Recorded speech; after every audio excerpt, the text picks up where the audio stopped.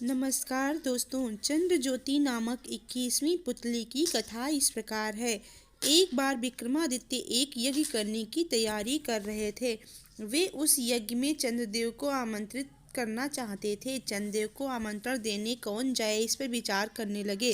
काफी सोच विचार के बाद उन्हें लगा कि महामंत्री ही इस कार्य के लिए सर्वोत्तम रहेंगे। उन्होंने महामंत्री को बुलाकर उनसे मंत्रणा और विमर्श करना शुरू कर दिया। तभी महामंत्री के घर का एक नौकर वहां आकर खड़ा हो गया। महामंत्री ने उसे देखा तो समझ गए कि अवश्य कोई बहुत ही गंभीर बात है, अन्यथा वह नौकर उनके पास नहीं आता। उन्होंने राजा से क्षमा मांगी और नौकर से अलग जाकर कुछ पूछा। जब नौकर ने कुछ बताया तो उनका चेहरा उतर गया और वे राजा से विदा लेकर वहां से चले गए।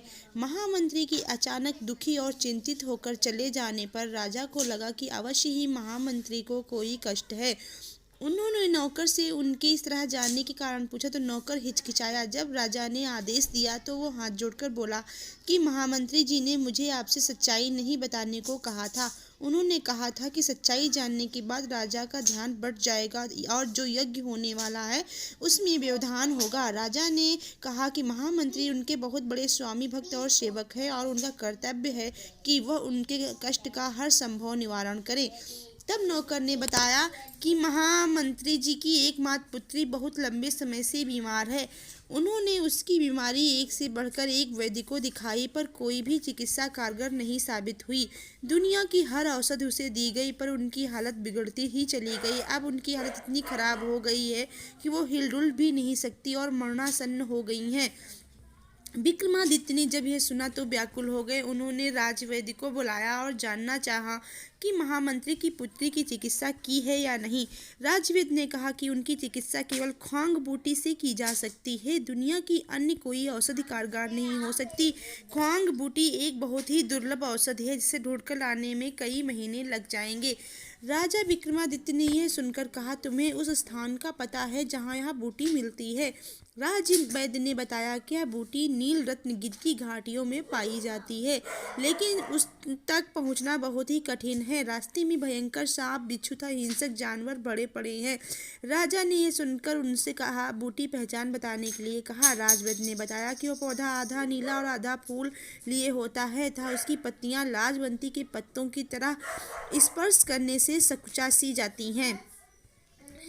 विक्रम यज्ञ की बात भूलकर ख्वांग बूटी की खोज में जाने का निर्णय कर बैठे। उन्होंने तुरंत काली के दिए गए दोनों बेतालों का स्मरण किया। बेताल उन्हें आनन फानन में नील रत्नगिरि की ओर ले चले। पहाड़ी पर उन्हें उतरकर बेताल अदृश्य हो गए। राजा घाटियों की ओर बढ़ने लगे। घाटियों में एकदम अंधेरा था, चारों ओर घने जंगल थे। राजा बढ़ते ही रहे। एकाएक उनके कानों में सिंह की दहाड़ पड़ी।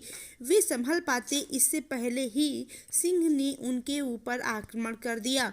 राजा ने बिजली जैसी फुर्ती दिखाकर खुद को तो बचा लिया मगर उनकी एक बाह को घायल करने में कामयाब हो गया।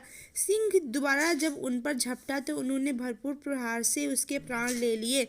उसे मारकर जब वे आगे बढ़े तो रास्ते पर सैकड़ों विषधर दिखे। विक्रम तनिक भी नहीं घबराए और उन्होंने पत्थरों की वर्षा करके सांपों को रास्ते से हटा दिया।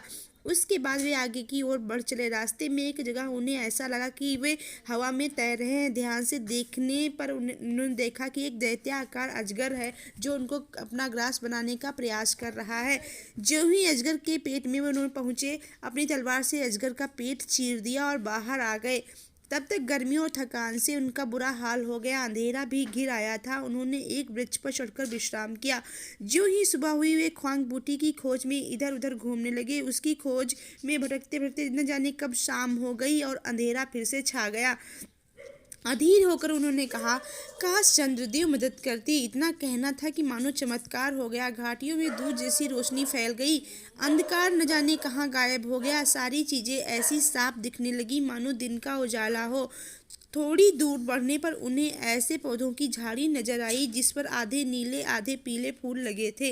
उन्होंने पत्तियां छुई तो लाजवंती की तरह सकुचा गई और उन्होंने बिना संशय किए हुए उसे ख्वांग बूटी समझकर जल्दी से उसको काट लिया। वे बूटी लेकर चलने ही वाले थे कि दिन जैसा उजाला हुआ और चंदेव सशरीर उनके सम्मुख आ खड़े हुए। विक्रम ने बड़ी श्रद्धा से उनको प्रणाम किया। चंदेव ने उन्हें अमृत देते हुए कहा कि अब सिर्फ अमृत ही महामंत्री की पुत्री को जिला सकता है। उनकी परोपकार की भावना से प्रभावित होकर वे खुद अमृत लेकर उपस्थित हुए हैं। उन्होंने जाते जाते विक्रम को समझाया कि वे सशरीर यज्ञ में उपस्थित होने से विश्व के अन्य भागों में अंधकार फैल जाएगा, इसलिए वे उनसे अपने यज्ञ में उपस्थित होने की प्रार्थना नहीं करें। उन्होंने विक्रम को यज्ञ अच्छी तरह संपन्न कराने का आशीर्वाद दिया और अंतर्ध्यान हो गए। विक्रम ख्वांग बूटी और अमृत लेकर उज्जैन आए। उन्होंने अमृत की बूंदें टपकाकर महामंत्री की बेटी को जीवित किया तथा ख्वांग बूटी जनहित के लिए रख लिया। चारों ओर उनकी जय जयकार होने लगी।